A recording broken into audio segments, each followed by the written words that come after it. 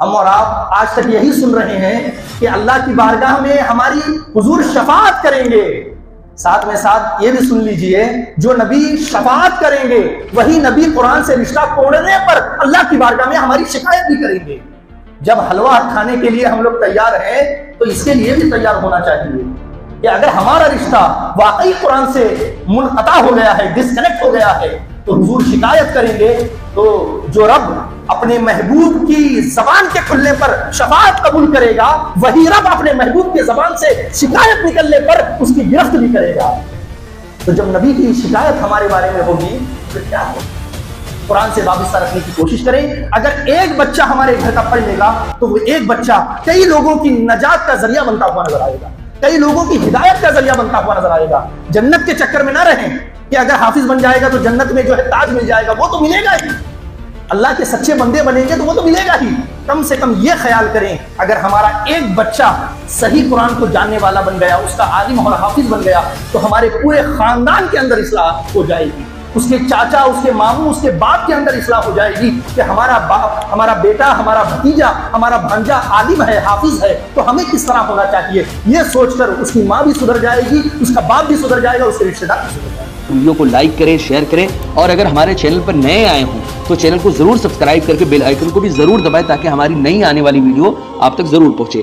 आज के इस जुम्मतुल मुबारक में हमारे खिताब का उन्वान और मौजू जो है वो ये है, रमज़ान से पहले का मुसलमान और रमज़ान के बाद का मुसलमान। इस मौजू पर खिताब के लिए मैंने किताब शिफा कुरान मजीद से सूरह आले इमरान की आयत नंबर 102 की तिलावत करने का शर्फ हासिल किया है। सबसे पहले अल्लाह रब्बुल इज़्ज़त की बारगाह में दुआ करता हूँ कि मौला करीम मेरे दिल में हक़ पैदा फरमाए, ज़बान से हिकमत भरे जुमले साबित फरमाए और उन जुमलों को दिलों में उतरने की तासीर अता फरमाए। आमीन आमीन या रब्बल आलमीन बिजाहि सय्यिदिल मुरसलीन। रमज़ानुल मुबारक का बाबरकत फ़यूज़ व बरक़ात का हामिल महीना हमारे दरमियान आया और रुखसत भी हो गया। बड़े खुश नसीब हैं अल्लाह के वो बंदे जिन्होंने अपने खाली दामनों को रमज़ान की नेमतों से, बरकतों से मुकम्मल भर लिया। रमज़ान का मुबारक महीना उन लोगों से भी रुखसत हो गया जिन लोगों ने रोज़े रखे, नमाज़ों की पाबंदियाँ की, सदका व खैरात किया, तरावी का एहतमाम किया, कुरान मजीद की तिलावत की। उनसे भी रमज़ान गुजर गया। और उन लोगों से भी रमज़ान गुजर गया जिन्होंने साल के 12 महीने की तरह रूटीन के मुताबिक रमज़ान को गुजार दिया। ना रोज़े रखे उन्होंने, ना नमाजियों की पाबंदी की, ना तरावी का एहतमाम किया, ना सदका व खैरात किया, ना कुरान मजीद की तिलावत की। दोनों लोगों से रमज़ान गुजर गया। और अल्लाह रब्बुल इज़्ज़त ने दर हकीकत अपने बंदों को जो रमज़ान का महीना अता फरमाया था, एक महीना पूरा का पूरा अल्लाह रब्बुल इज़्ज़त ने अपने बंदों को तरबियती मरहले से गुजारा था। हम और आप पूरा का पूरा रमज़ान एक ट्रेनिंग प्रोसेस से गुजर रहे थे।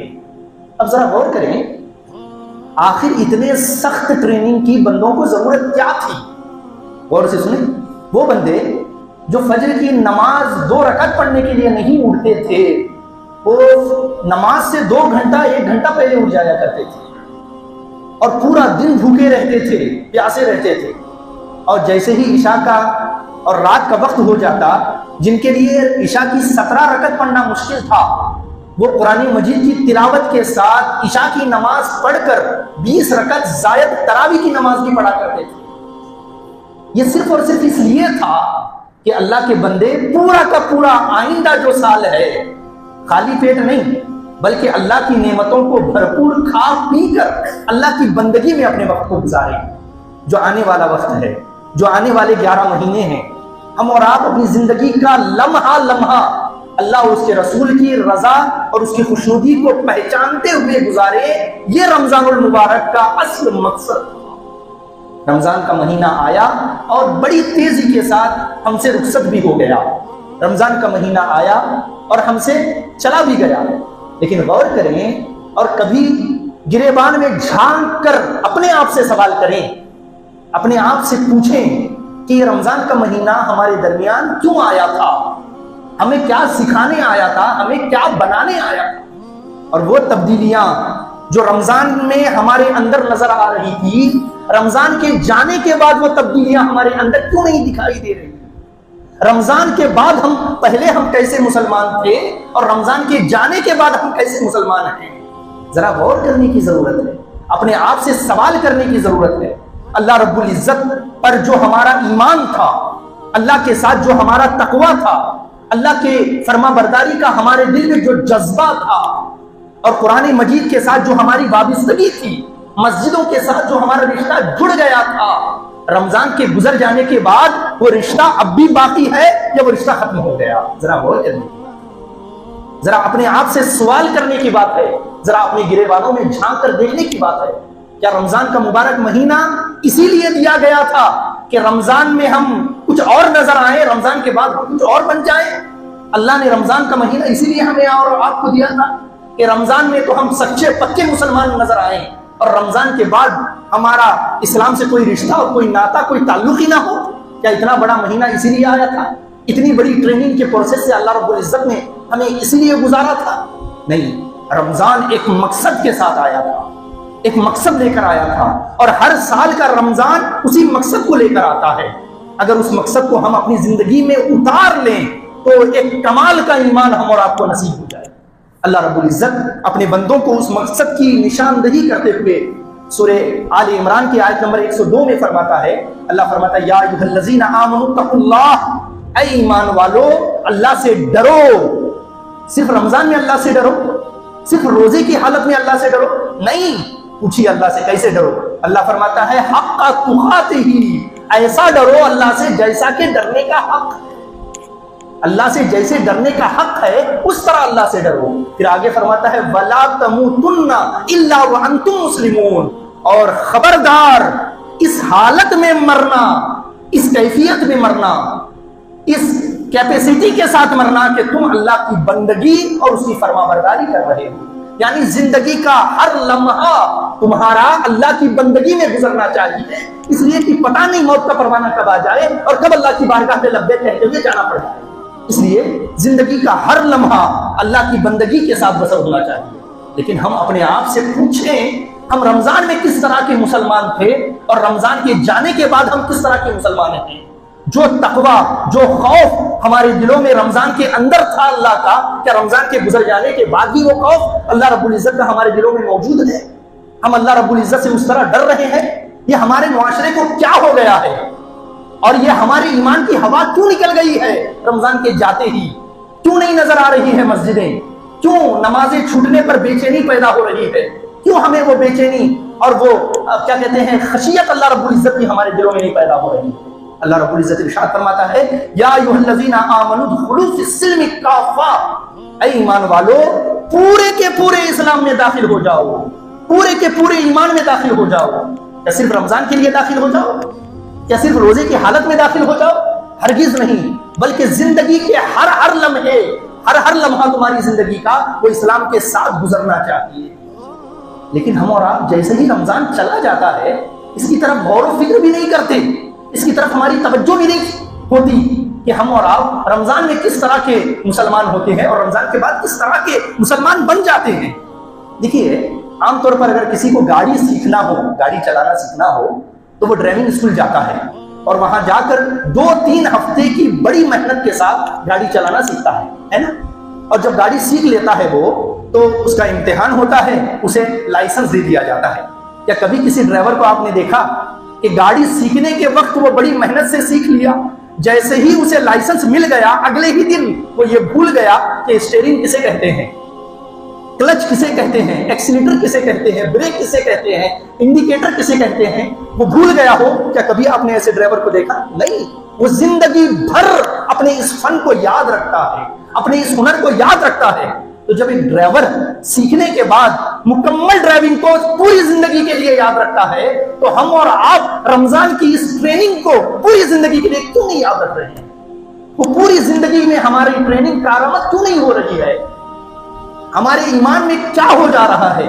जो हम और आपका ईमान था कि अल्लाह रब्बुल इज्जत खाते पीते हुए भी देख रहा था, तो जो रब रमजान में खाते पीते हुए देख रहा था, क्या वो रब रमजान के बाद हराम खाते हुए नहीं देखेगा? जो रब गीबत करते हुए रमजान में हमें सुन रहा था, देख रहा था, झूठ बोलते हुए अल्लाह रब्बुल इज्जत देख रहा था, क्या रमजान के बाद वो रब हमारा नहीं देख रहा? क्या हमारा ये ईमान है कि वो रब रमजान में तो देख रहा था, माज़अल्लाह रमजान के बाद नहीं देख रहा? ऐसा हरगिज नहीं। रमजान हमारे लिए प्रैक्टिस कराने के लिए आता है, एक वर्कशॉप के लिए आता है, हमें एक ट्रेनिंग के मरहले से गुजारने के लिए आता है, ताकि 11 महीने हम अल्लाह की बंदगी के साथ गुजार सकें। तो रमजान का सबसे पहला मकसद बंदों के अंदर अल्लाह की खशियत को पैदा करना, अल्लाह के खौफ को पैदा करना कि मेरा रब मुझे देख रहा है, इसका नाम रमजान है। और ये रमजान के साथ खत्म नहीं होना चाहिए, बल्कि जिंदगी के हर लम्हे ये खौफ, ये खशियत कि मेरा रब मुझे देख रहा है हमारे दिलों में मौजूद होना चाहिए। ये सबसे पहला मकसद। दूसरा मकसद जो रमजान आता है वो बंदों को नमाज से करीब करने के लिए और मस्जिद से वाबिस्ता करने के लिए रमजान मुबारक का महीना आता है। अब जरा देख लें रमजान में किस तरह बंदा नमाजों की फिक्र करता है, दुकान छोड़ देता है, दौड़कर मस्जिद के लिए आता है। अगर सुन्नत पढ़ने का मौका नहीं मिलता तो अंदर से बेचैनी होती है और अपने आप पे मलामत करता है, काश मैं 2-3 मिनट पहले आ गया होता तो सुन्नत मिल गई होती। इतनी बेचैनी होती है कि रमजान की बरकत है, कि रमजान की फज़ीलत व बरकत में से है कि हमारा रिश्ता नमाज से जुड़ जाता है। और वो नमाज कि जिसके बारे में आका नेमत सल्लल्लाहु अलैहि वसल्लम इरशाद फरमाते हैं, रकातल फज्र खैरुम मिनद दुनिया व मा फीहा।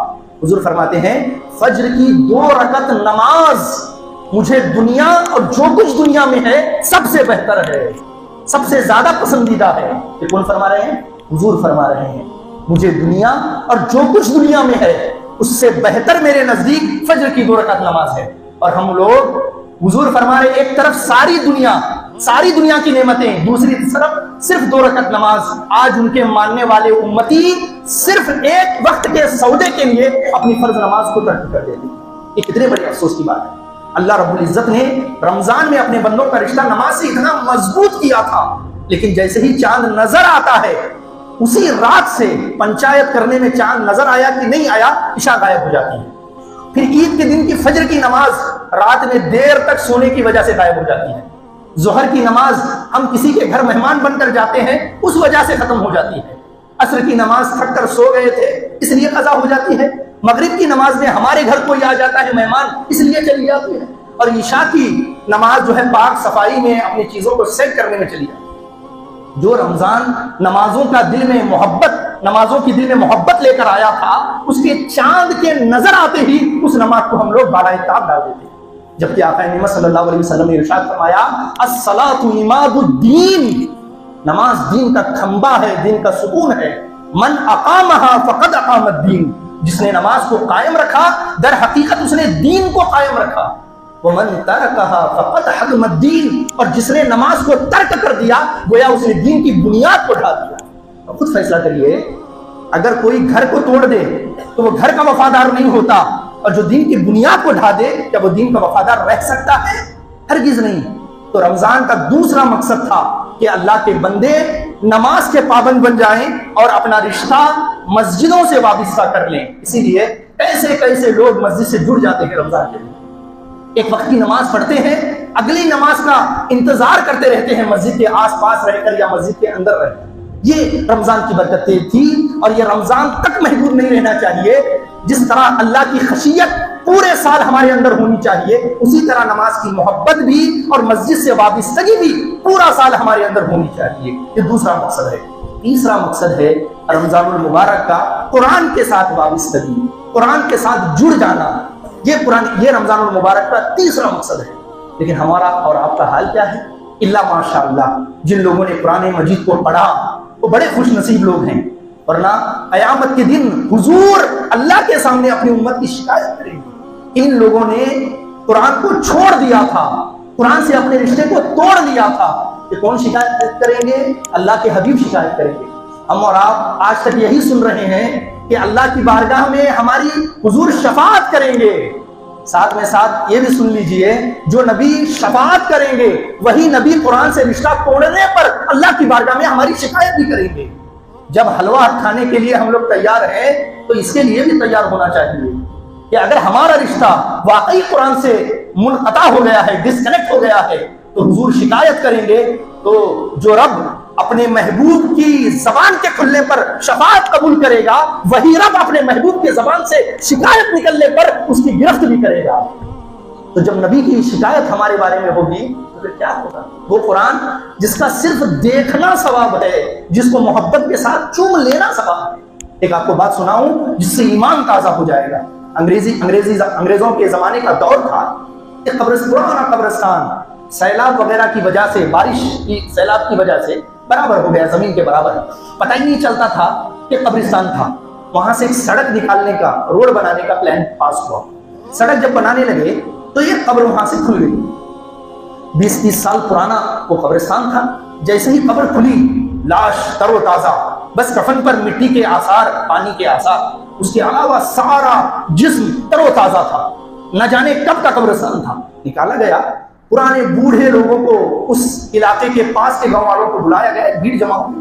जब लोगों ने देखा ताकि ये फलां किसान है, बड़ा गरीब था, अनपढ़ था, पता नहीं क्या नेकी थी, लोग बड़े हैरान हुए। तो उसकी बेवा जो बूढ़ी हो चुकी थी वो घर में मौजूद हुआ करती थी। तवज्जो से सुनना, जब लोग उसके यहाँ गए और उसको शनाख्त के लिए बुला के लाए तो उस औरत ने पहचान लिया, कहा वाकई मेरा शौहर है।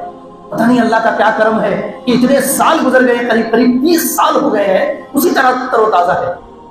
लिहाजा दोबारा तदफीन कर दी गई। उसके बाद मस्जिद के इमाम मुअज्जिन दोबारा उस खातून के घर पहुंचे। जाने उस किसान शख्स का, मजदूर शख्स का कौन सा अमल था कि 30 साल के बाद भी मिट्टी ने उसका कुछ नहीं बिगाड़ा, उसके जिस्म को कुछ भी नहीं हुआ।